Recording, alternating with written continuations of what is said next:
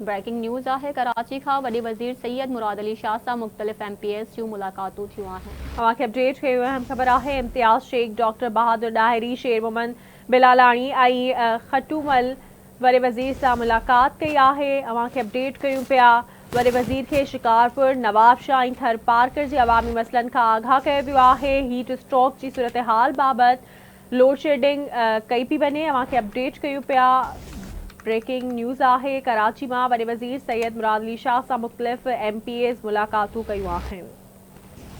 अवां सां ख़बर शेयर कंदासीं। इम्तियाज़ शेख डॉक्टर बहादुर डाहिरी शेर मोहम्मद बिलालाड़ी ऐं खटूमल वॾे वज़ीर सां मुलाक़ात कई आहे।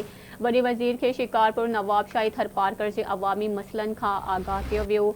हीट स्ट्रोक जी सूरत हाल बावजूद लोड शेडिंग कई पई वञे। इम्तियाज़ शेख जी शिकायत में अहिड़ो चवणु आहे सिंध जी अवाम जा मसइला हल करणु असांजी पहिरीं तरजीह आहे। वॾे वज़ीर सैयद मुराद अली शाह जो अहिड़ो चवणु आहे।